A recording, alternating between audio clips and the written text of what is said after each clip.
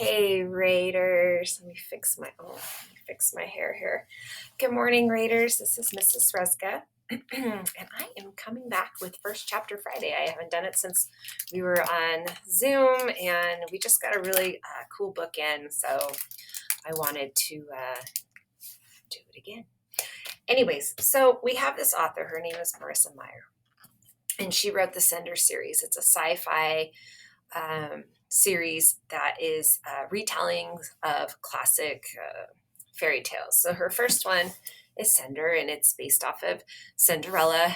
Cinder is a cyborg. Anyways, so you have Cinderella. Then the next in her book is Scarlet. You can guess it's Red Riding Hood. And then we have Cress, which is by the long hair, Rapunzel. And then the last book in the series is Winter, and you can tell by the apple and that it's a Snow White retelling, and it's all set in the same world. It's in the future. It's sci-fi, outer space type stuff.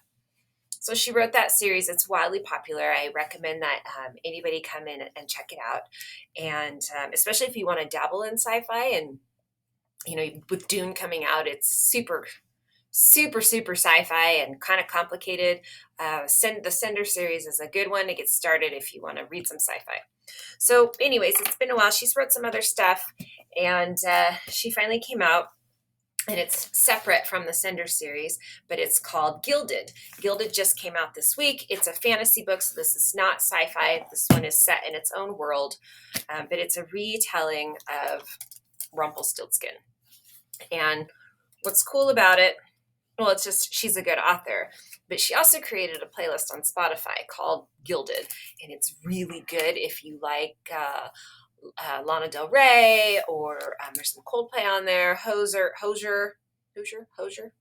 Anyways, it's a good playlist to listen to while you're reading the book, and listen to the playlist in order.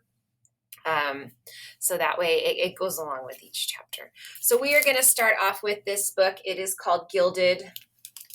It is, like I said, a retelling of Rumpelstiltskin. So I'm just going to read the first chapter. There is a prelude or a preface. Is that what it's called? It gives a little bit of a backstory, but I'm going to skip over that. So chapter 1. And the first section is called The Snow Moon. And it's set on New Year's Day. So Madame Sour was a witch, a real witch, not the way some petty people use the word to describe an unlikable woman with a haggard appearance, though she was that too. No, Serilda was convinced Madame Sour was hiding ancient powers and enjoying communion with the field spirits in the darkness of each new moon. She had little evidence, just a hunch, really. But what else could the old teacher be with that surly disposition and those yellowish, slightly pointed teeth? Truly, look closer. They have an unmistakable needle-like quality to them, at least when the light hits them in a certain way, or when she's complaining about her flock of wretched schoolchildren again. The townspeople might insist on blaming Serilda for every tiny misfortune that befell them, but she knew better. If anyone was to blame, it was Madame Sour. She probably crafted potions from toenails and had an alpine newt for a familiar. Icky, slimy things. It would fit her temperament just right.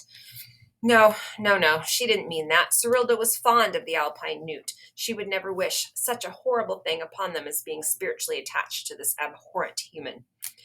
Serilda, said Madame Sour with her favorite scowl. At least Serilda had to assume she was wearing her favorite scowl.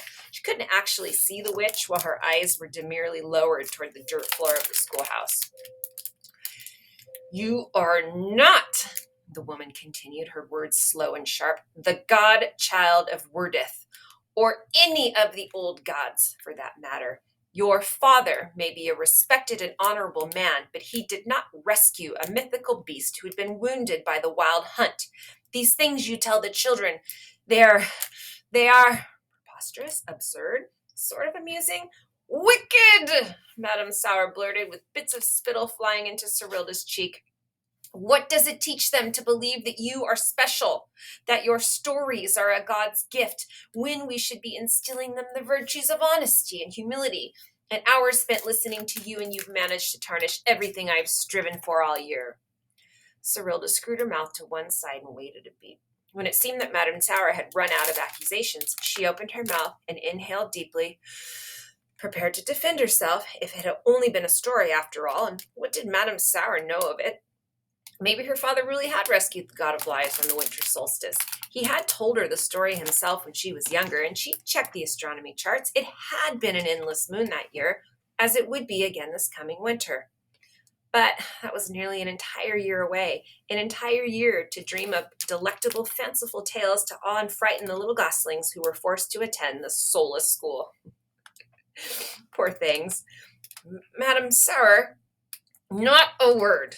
And Cyrilda's mouth slammed shut. I've heard enough out of that blasphemous mouth of yours to last a lifetime, roared the witch, before releasing a frustrated huff. Would that the gods have saved me from such a pupil. Cyrilda cleared her throat and tried to continue with a quiet, sensible tone. I'm not precisely a pupil anymore. Though you seem to forget that I volunteer my time here, I'm more of an assistant than a student. And you must find some value in my presence, as you haven't told me to stop coming. Yet? She dared to lift her gaze, smiling hopefully. She had no love for the witch and was well aware that Madame Sour had no love for her.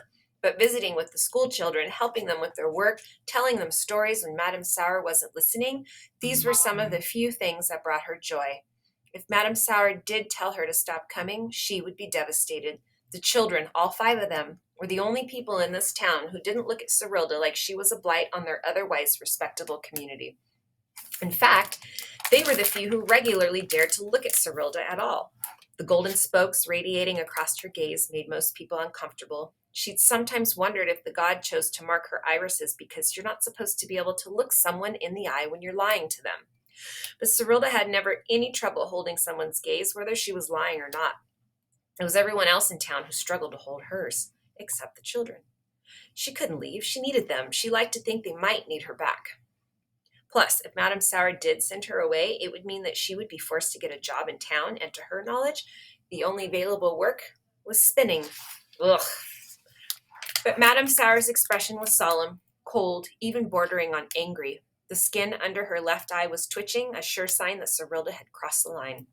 With the whip of her hand, Madame Sour grabbed the willow branch she kept on her desk and held it up. Cyrilda shrank back, an instinct that lingered from all the years she had been one of the school's pupils. She hadn't had the backs of her hands struck in years, but she still felt the ghost of the stinging branch whenever she saw it. Still remembered the words she'd been told to repeat with every swish of the branch.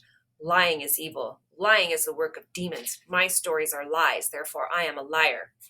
It might not have been so awful, except that when people didn't trust you to tell the truth, they inevitably stopped trusting you in other matters as well.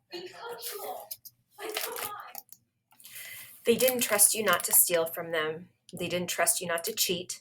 They didn't believe you could be responsible or thoughtful. It tarnished all elements of your reputation in a way that Cyrilda found remarkably unfair.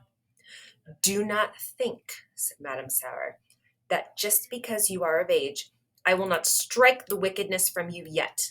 Once my pupil, always my pupil, Miss Mahler. And she bowed her head. Forgive me, it won't happen again.